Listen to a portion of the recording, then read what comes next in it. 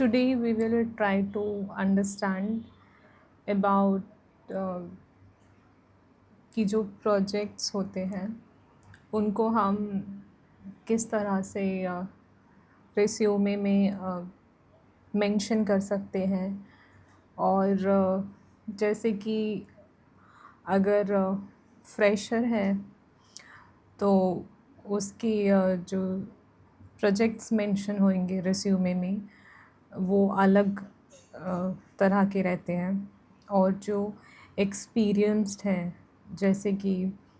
जिन्होंने different domain में काम किया है जो कि या different like non IT background से हैं तो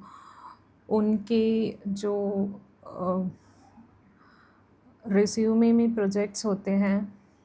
उनको किस तरह से मेंशन करना है क्योंकि जो इंटरव्यू होता है उसमें ज़्यादातर जो फोकस होता है वो प्रोजेक्ट्स के बारे में रहता है कि प्रोजेक्ट्स पे तुमने क्या काम किया है। तो जैसे if I say about for example कि मैंने जिनपैक्ट में काम किया है तो जिनपैक्ट में मैंने किस क्लाइंट के लिए काम किया है तो जिनपैक्ट मेरी कंपनी होगी और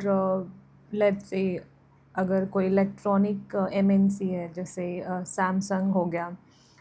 और तो ये एक प्रोजेक्ट हो गया तो इस प्रोजेक्ट में मैंने जो CI/CD इम्प्लीमेंटेशन किया है या जो क्यूबरनेटिस क्लस्टर सेटअप किया है तो वो इम्प्लीमेंटेशन मुझे मेंशन करना है। लेट्स से सेम कंपनी में मैंने फॉर एग्ज़ाम्पल कोई फूड FMCG कोई इंडस्ट्री ले लिया जैसे टाइसन फूड्स हो गया तो ये एक क्लाइंट प्रोजेक्ट हो गया कि इस पर्टिकुलर क्लाइंट के लिए मैंने काम किया है तो उसमें मैंने लेट्स से एक्सेस मैनेज किया है तो वो मेंशन करना कि मैंने एक्सेस को इम्प्लीमेंट किया है आरबैक इम्प्लीमेंटेशन किया है इस तरह से और वैसे ही जैसे एक कंपनी में हम मल्टीपल प्रोजेक्ट्स पे काम करते हैं उसी तरह से लेट्स से आपने कंपनी चेंज किया है तो कंपनी चेंज किया फॉर एग्ज़ाम्पल आपकी अनदर कंपनी इन्फोसिस है तो इन्फोसिस में आपने किस क्लाइंट के लिए काम किया है फॉर एग्ज़ाम्पल जैसे हमने क्राफ्ट हाइंस का एग्ज़ाम्पल लिया ये कंपनी है तो हमने क्राफ्ट हाइंस के लिए काम किया उसके लिए लेट्स से मॉनिटरिंग इम्प्लीमेंटेशन किया तो वो मेंशन करना और लेट्स से कोई फिर स्विच किया LTM में काम किया तो LTM में किस प्रोजेक्ट पे काम किया फॉर एग्ज़ाम्पल आपने किसी लेट्स से कोई लॉ फर्म में काम किया है और वो लॉ फर्म में काम किया है तो उसमें क्या इम्प्लीमेंटेशन किया है डिज़ास्टर रिकवरी इम्प्लीमेंटेशन किया है उसकी टेस्टिंग करी है उसका डॉक्यूमेंटेशन तो इस तरह से हमें प्रोजेक्ट्स मेंशन करने होते हैं और उनकी इम्प्लीमेंटेशन तो ये इम्पॉर्टेंट होता है रिज्यूमे का पार्ट होना तो इस तरह से हम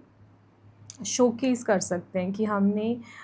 इन कंपनीज़ में काम किया है और ये हमने प्रोजेक्ट्स इम्प्लीमेंट करे हैं तो उसके बेसिस पे हम उनको एक्सप्लेन कर सकते हैं तो उससे क्या होता है कि जो इंटरव्यूअर होता है उसको अ, अ, एक सॉलिड रिज्यूमे मिलता है कि कैंडिडेट ने ऑलरेडी इन प्रोजेक्ट्स में इन पर्टिकुलर डोमेन में काम किया हुआ है और और जो भी इंजीनियरिंग टीम से जो इंटरव्यू लेता है ही ऑल्सो और शी ऑल्सो नोज़ कि इस पर्टिकुलर डोमेन में काम किया है, एंड लेट्स से कि अभी भी रिक्वायरमेंट जो है उनकी हेल्थ केयर इंडस्ट्री के लिए उनको हायरिंग करना है, या फाइनेंशियल सर्विस इंडस्ट्री के लिए हायरिंग करना है, या फूड इंडस्ट्री के लिए हायरिंग करना है, accordingly they find more match in the resume. And it also sounds very authentic, like they know uh, what we are looking for, or they have that percentage of knowledge, or similar, I would say, mm, implementation knowledge. So this actually helps in selection of resume.